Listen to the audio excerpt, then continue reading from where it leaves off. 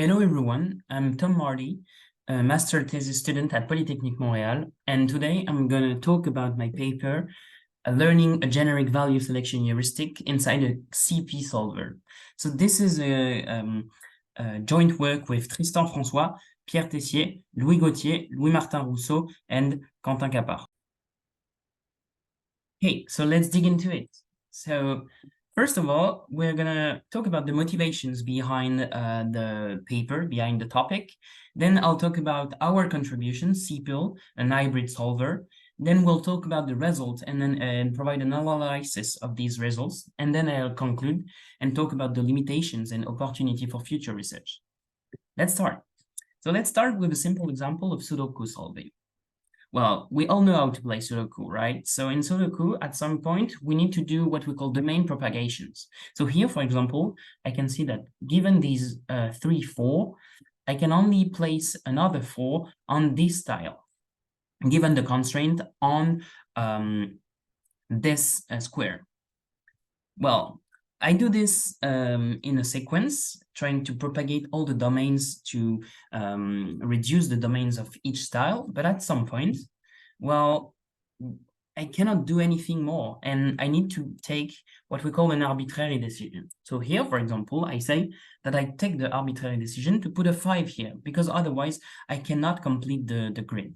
So this is purely arbitrary, and this is important to note that. And once I've done this, I've added new constraint, and then I can restart again my domain propagation, and so on and so forth, until I get a solution. When you think about it, solving a Sudoku is basically doing a 3 search. So at some point, we need to make arbitrary decision where we fix a variable. Here, for example, x51 equals 5. Then we get to a new state, and we can repropagate the constraint, and so on and so forth. By doing this, we finally get a solution for our initial problem. So wait, that looks like constraint programming, right? And in fact, it's pretty much what we are currently doing when we're solving a Sudoku solver. It's completely related to what a CP solver does for any kind of combinatorial problem. So, okay, so let's restart from the beginning. So the CP approach consists in exploring a search tree by exploiting the mechanism of constraint propagation and logical inference. The CP approach is composed of 3 main components. The first one is a search strategy. The search strategy defines the way we will parse the tree. This is combined with different kind of constraint propagation functions that are all embedded inside what we call a fixed point algorithm. And then the last part, which is sometimes underrated, is the branching heuristics and the quality of the branching heuristics used to solve the problem. So this is where we're gonna focus today. It's on the branching heuristics. Okay, so let's come back to our Sudoku example. So at some point, we need to make a branching decision. This branching decision is actually composed of 2 branching decisions, what we call the variable selection heuristic. So here, we need to select x, a variable on which we're going to assign a value. So here, the variable is a tile and the problem. Then I need a value selection heuristic that will give me the value that I will assign to the variable previously selected. So here, for any reason, let's say I decide to put a 4 on this tile. So I assign the value 4 to x. So this is linear decision, actually. And let's say that on the other hand, Marco argued that it's preferable to assign the value 6 to another tile. So the question is, who is right? I mean, what's the best decision given the fact that we want to find the best solution or as fast as possible without doing too many decisions? So, well, it's hard to debate, but what we can see in the end is the quality of the search given each heuristics either done by Lilian or Marco.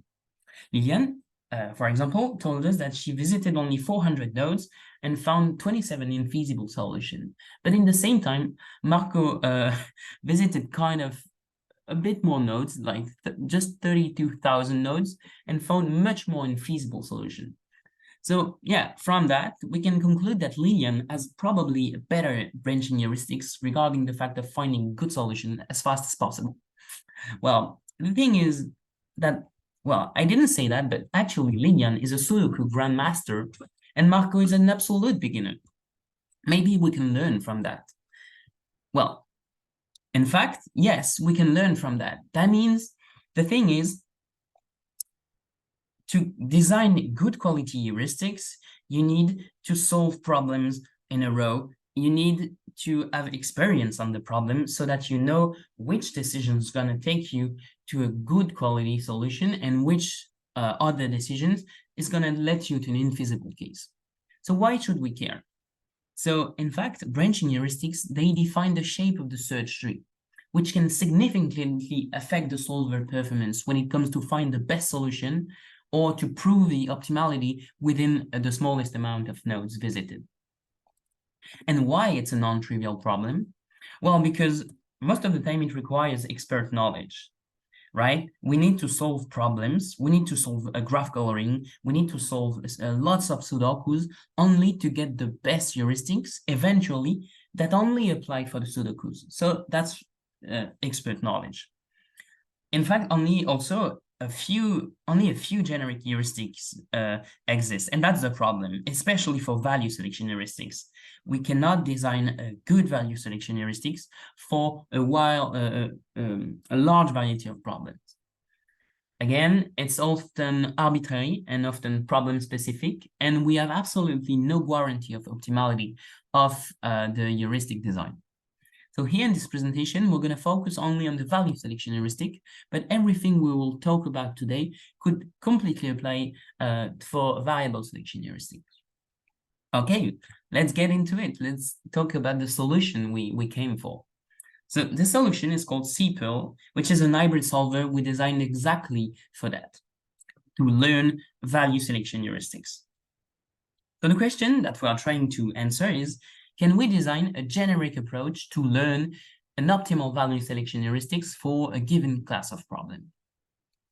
Well, if we ask Lilian, well, she could tell us that after solving more than 3 million Sudokus, she learned how to identify the common mistakes and characteristic patterns of the input problem, of the input grid.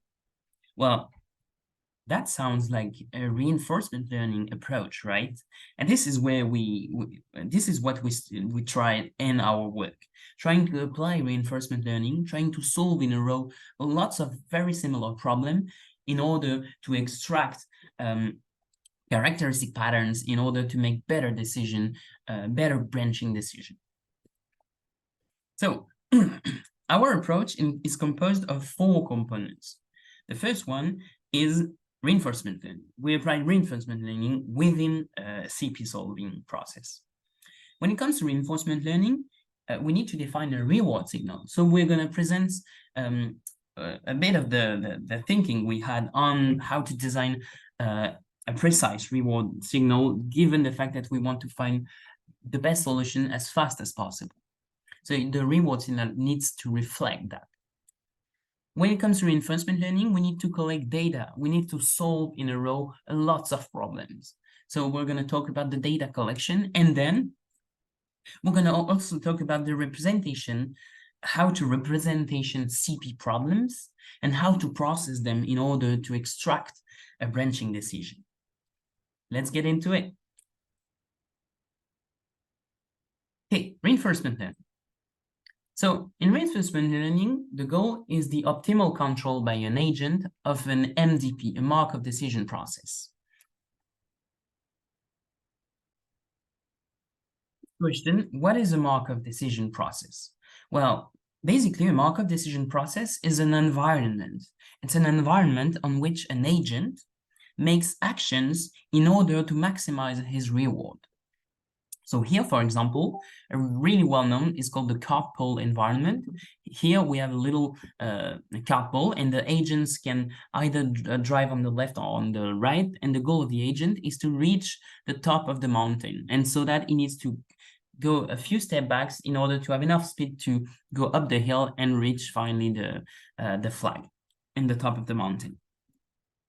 So if we are trying to schematize the reinforcement learning pipeline, basically we have an environment that defines a set of states, st, and from each of these states, so for example, from the state st, the agent is going to do the action at. This action will have an impact on the environment, and that will lead to a new state called st+1. In parallel, the environment for each action done by the agent will compute a reward signal. This reward signal will then be used by the agent to redirect itself into a better policy in order to maximize the amount of rewarded gain over time. So here, the goal for the agent is to find the optimal policy P star. The optimal policy P star is the policy that will maximize the average discounted reward over time. So the question is, can we formulate the CP resolution process as an MDP with the given scheme on the left? And the answer is yes, under certain circumstances. Well, if we reuse the same scheme, so what we can say is that as part of the environment, we have the CP solver. The CP solver provides states of resolution of the input initial problem. At each step of the resolution process in the tree, in the search tree, heuristics make decisions on the CP solver. These decisions will impact the state of the CP solver, and that will lead to a new state of the initial problem. This new state can either be an infeasible case, a still non-solved problem, or a solution, depending on the state and eventually on the quality of the solution found. If a solution is found, then we can compute a reward that will be used by the heuristics to reinforce themselves. So if we look at the architecture, how we use reinforcement learning within a CP problem. Well, in fact, CPEL, first of all, is a fully standalone CP solver. So it's a CP solver implemented from scratch. So we wrote about 30,000 lines of code. Everything is written in Julia. There are more than 15 collaborators involved in the project, and it's an ongoing project for more than 3 years. So the goal was at first to have a very simple, but yet pretty powerful CP solver written in Julia and completely standalone, not given reinforcement learning. But the thing that is interesting is that we hybridized this CP solver with a value selection heuristic that for the moment is arbitrary. So we use main domain because we only focus on this presentation on value selection heuristic, and also a representation that I will elaborate on later in the presentation. All of this is given to a reinforcement learning agent that from that variable x and a given representation will compute a branching decision x equal v that will be given to the CP solver. After that branching decision is computed, then we will run a step of fixed point, and from the outputted state of the input problem, we can compute a reward by using the same thoughts I explained earlier. So the math behind reinforcement learning, I swear it's not gonna be long, but the goal is to find pi star such that we maximize for any policy pi the value q for any input state S and any action from that input state S done on that state. So basically, I'm not going to go into the math, but basically what you need to remember is that this Q is called the Q value, and it's just a measure of the amount of reward obtained over time by the agent by doing the action A from the state S, given that for the rest of the episode is going to work with the policy pi. Okay, so what we ended up doing, so the problem of using of this method, so it's called a table-based method, is that it's unscalable. So Q-value methods works well for small problems, but once you have too many states, which is the case, for example, for in combinatorial optimization, we have so many states for one input problem, well, then we cannot anymore use these tabular method, and we need to find approximations.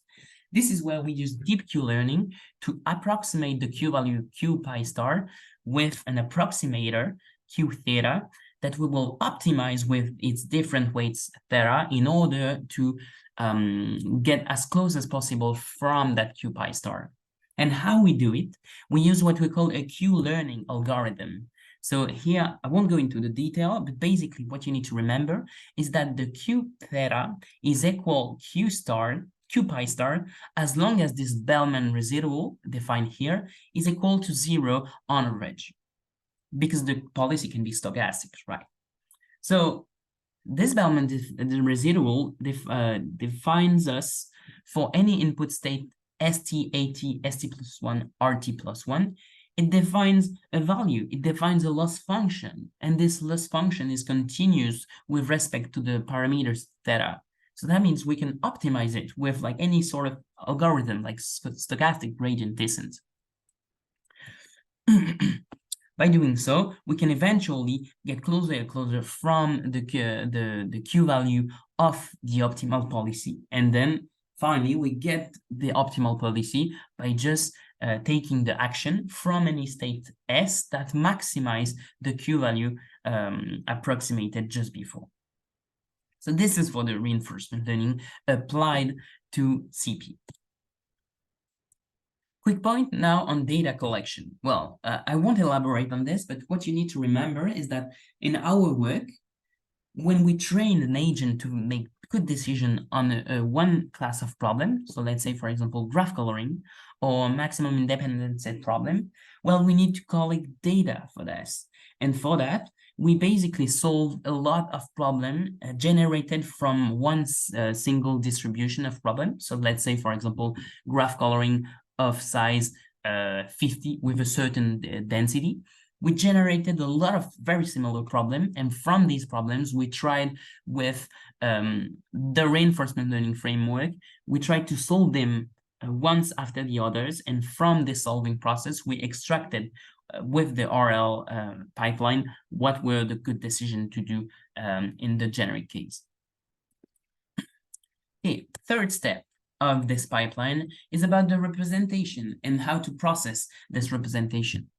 So if we go back in time, here in combinatorial optimization, we are talking about combinatorial problem. A combinatorial problem, at first, is a concept. It's something that is very easy to explain to somebody, but it's really hard to put into equations. But the thing is that we need equations when we want to process things with math and with computer science. So for that, first of all, CP, constraint programming, provides us with a mathematical model of the input combinatorial problems as a set of variables, values, and constraints. But okay, so that's a first step, having a mathematical representation, but that's not enough, because the relationships between variables are explicit. We know them because we have all the prior on how constraints are defined and how they link variables and values together. But that's not very obvious. And for that, we ended up providing a new representation based on a graph. It's called the geometric representations. So let's provide a little example that will worth 1,000 words. So let's say that we have the very easy combinatorial problems. So we have three variables, x1, x2, x3. And we have different domains of definition for each of these variables, but also constraints, C1, C2, and C3. So here, what we can say from that is that we have three variables. The concatenations of all the domain of definitions define three values, and we have three constraints. So we can define the tripartite graph representation, where a node can either represent a variable, a value, or a constraint. And from that tripartite heterogeneous graph representation, we had also an edge between a variable and a constraint, as long as the variable is involved in the given constraint. And we had an edge between the value and the variable, as long as the value is part of the domain of definition of the variable. And this is it. This is how we can theoretically represent any CP problem, given the mathematical modeling of CP, with a geometric representation that keeps track geometrically of all the relationships between value, variable, and constraints. Also, each node has its own input embeddings that contains informations about characteristic informations about either variable, values, or constraint. For example, for the constraint, we can think of embeddings that contains the number of variables involved in the constraint, or a Boolean value that tells us whether or not the constraint is still active, and so on and so forth. So in the paper, we provided all the different embeddings we used. And we also did an ablation study, but that was not part of the final paper, but we also did an ablation study to study the impact of the different embeddings used for either variable, value, or constraints. So that's the first step. We have a graph that allows us to represent the input problem. But that's not enough. From that graph, we need to extract a value selection. So the question is, how can we do this? We extract a value to select a value out of the variable and the input problem represented with the graph. We need a pipeline. This pipeline is composed of GNNs and MLP. So GNN is used to extract contextualized embeddings out of each nodes of the input graphs. And MLP, multi-layer perceptrons, are used to extract and predict the Q values associated with the optimal policy for each of the possible branching decisions. So here, in first, we have our three-parted graph encoding. From that graph, we use a bunch of GNN layers that form the GNN encoders that will compute contextualized embeddings for each node. Here, we will extract the features of the variable on which we branch, so x1 given by the variable branching heuristic, and we will also extract all the possible values of the domains of definition of x1. So here, for example, the possible values are 2 or 3. For each possible values, we concatenate it with x1, and with a transformation of x1 given a first perceptron, phi x. So this concatenation is then passed into another perceptron called phi q that will eventually, in the end, compute the Q value associated, the approximated Q value associated with the optimal policy. So here Q for the state ST, and for the branching decision, x1 equals 3 or x1 equals 2. So here the action is the branching decision of associating a variable to a specific value. And this is it. This is how we can encode a CP problem and pass it through a prediction pipeline in order to predict the Q values associated with the optimal policy. And from these Q vector, we pass it through what we call an action selection policy, and we also call this an explorer that will make the trade-off between exploitation and exploration.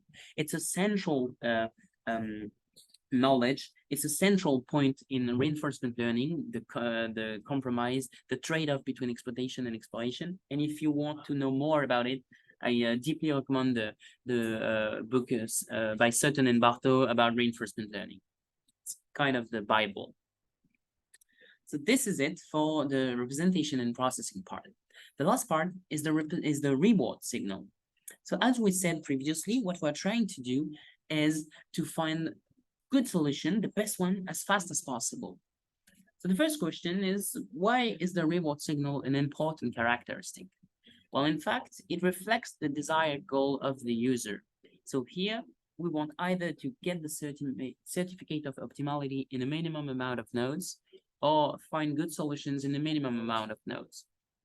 So here, in our work, we focused on this second point, to find good solutions in a minimum amount of nodes. Also, the reward signal, depending on how it's designed, could significantly impact the pace and stability of the learning process. So it's really important to put an emphasis on how we will define this reward signal. So our reward signal that we ended up working with is composed of two signals. There is first a terminal reward R end based on the solution quality, because here we only focus on COP, constraint optimization problem, combined with an intermediary reward, RT, based on propagation mechanisms. The goal, the purpose of this intermediary reward signal is to provide an informative signal during the search process and not only at the end of the search process. We could lead to a sparse reward signal and eventually no possibility of learning. So to illustrate this intermediary reward signal, let's take the objective variable domain. So this is the domain of the objective variable. Let's say that after a branching decision, I remove the value 1 and also the value 5, 6, 7. Here, in the case of a minimization problem, removing the value 1 is a bad thing because I want to keep it at least in the domain variable, in the objective variable domain, because if I remove it, that means that I will never have eventually a solution of quality 1, which is the best one I could think of. Otherwise, removing 5, 6, and 7 is a good thing regarding the fact that we're trying to minimize the objective variable. So from that, we define the intermediary reward signal by penalizing when we prune the domain, the objective domain variable domain from the left, and we give a positive reward when we prune the objective variable domain from the right. And this is it. These are the 4 components of our approach to learn how to tackle constraint programming problem with reinforcement learning. So in the end, what about the results? Let's talk about the results. So for the results, we wanted to prove that our approach could be generic to some extent. That means that given the same model, the same representation, the same neurons that will be optimized for each problems, we could learn different optimal heuristics for a different class of problems. So here we studied the graph coloring, the maximum independence problem, and the maximum cut problems, which are all of them very common and very well studied problem in combinatorial optimization. About the training, so training and evaluation is made on the same distribution of problems, which is composed of Barabasi-Albert graph, input graph. So that does not mean that we are evaluating on the problem we trained on, but that means that we generate them either for training or evaluation from the same distribution. So they are kind of similar, but they are not exactly the same one, which is really important. Models were trained until convergence of the reward signal. So the training is run on CPU and GPU, and the evaluation is simply run on CPU. We use the same architecture, the same learning method, but not the same tuned weight at the end. And the evaluation is made on 20 generated instances. So here we can find all the possible configurations, so different sizes for different types of problems. So on the OPT column, we have the quality of the optimal solutions for every set of problems. On top, we have all the different heuristics that we are evaluating. So on the left, there is the learn heuristic, which is our heuristic that we are trying to evaluate against 2 generic, but still not performing really well, generic heuristics, activity-based and impact-based heuristic, and also random, which serve as our worst baseline. So here in first dive, and only for the learn column, we can see the optimality gap between the optimal solution and the solution returned after a first dive in the search tree. So here, for example, we can say that for a graph coloring of size 20, after a single dive, we are only at about 5% of the optimal solution. So that's a pretty decent solution given the fact that, given the very limited amount of nodes permitted for the search. So here we have all the rest of the results. For each heuristics, we have 3 columns: gap, node, and time. So gap, we just explained it, that it's the optimality gap between the best solution found within the budget that is listed on the very right. The nodes is the number of nodes required to find the best solution for the budget, and the time is the time required to find also the best solution given the budget. Okay, so let's talk about the example.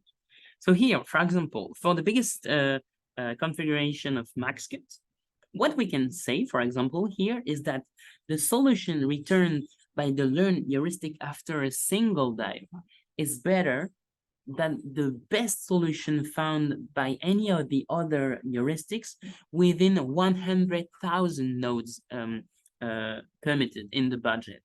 So that means that after a first dive, our solution is better than any solution found by the other heuristic within much more nodes allowed. So another results. So here, talking about the nodes. So here for graph coloring, we every heuristics are able to find the optimal solution. So that's why we have a gap of 0 for all of them within the time budget, within the node budget, sorry. But what is interesting though, is the number of nodes required to find the optimal solution within the budget. Because you could have a budget of 1,000, but still find a solution just with 10 nodes. So here, what we can see is that our learn heuristic can find the optimal solution much faster for any configuration for the graph coloring than for any other heuristic. Another result. So here, for example, okay, an interesting one. So here for MaxCut 20, if we give a budget of 10,000 nodes and we compare the learn and the impact-based heuristic, what we can say is that the best solution found by the two heuristics are of same quality. It's at 3% of the optimal. So that's cool. But what about the required nodes and the time required to find the solution?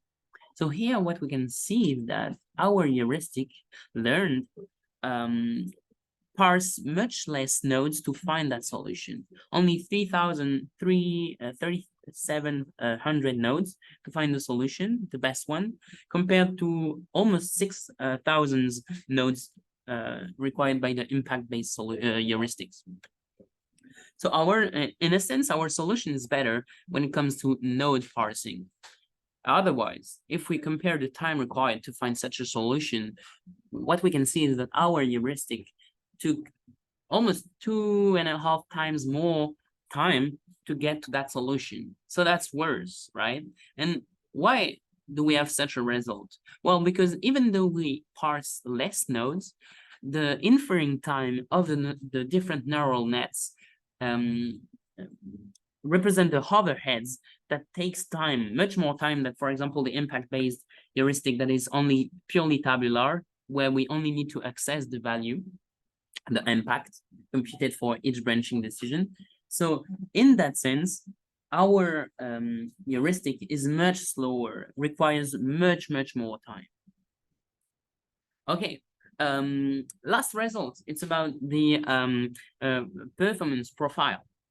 So here, what we could say, so yeah, the tips to read the performance profile is start by the left. So here, for example, if we look at the first graph and the purple curve, what we could say, for example, is that for 90% of the instances, these instances with a budget of 100 node with the learn heuristic and a strategy called ELDS, it's not important. Well, 90% of these instances are within approximately 1.12 in terms of factors, so 12% more higher than the best score obtained among the 20 instances. Well, basically, what we need to remember about performance profile is that the more on the left, the better it is. The more we have a pure angle on one, the better it is. So here, what we can see is that, reinforcement learning agent, the learn heuristic, always perform better. But even though we restrict the number of node allowed by 10 times, So when we switch from the orange to the purple curve, well, we are still better than any other heuristic given a budget 10 times superior. So of 1,000 nodes. And this is the same result either on the max cut or on the MIS. So yeah, pretty interesting results among every distribution and every configurations. The conclusions. So as we can see in the results, so reinforcement learning can be used to learn value selection heuristics in a way that is generic to the problem. Secondly, our restart search strategy, coupled with our new reward signal, optimizes the learning of combinatorial problems. So we did not elaborate about these results on this presentation, but I suggest you to watch and read the paper if you want to know more about the ablation studies we run on the paper. And finally, the learned heuristics perform better than IBS, ABS, and random for the different metrics considered. About the limits. So, well, we didn't really talk about it, but it's difficult to efficiently encode constraints with parameters. So, for example, table constraints. The question is, how could we encode the hyperparameters of these constraints? So, in table constraints, it's all the possible combinations that are allowed by the table constraint. It's hard to think about how to encode this in a scalable way. So training is also limited by the sequential behavior of the fixed point algorithm and the NP-hard nature of large combinatorial problems. And finally, about the architectures, there's a trade-off between high-performance computing and what we call the distributional shift robustness. So that means the ability to shift from one distribution to another. Well, basically, if we want to use GPUs, we cannot scale to problems of different shapes, because in this case, the dimensions of the input graph will not fit anymore the neural nets, and we could just not process them with the current approach. About the future work, so I'll be really pleased to work on what we call the double heuristics. So either both the variable and the value heuristics. We could think of like a double head network that might be really interesting. We also want to extend to additional constraints with parameters. And also an interesting point would be about transfer learning, where we could learn from small instances and evaluate on bigger ones. So yeah, it's still a lot of work to do, and the hybridations of CP and reinforcement learning. And well, I hope you enjoyed this little presentation, and I'm open for any questions. Thank you for your attention.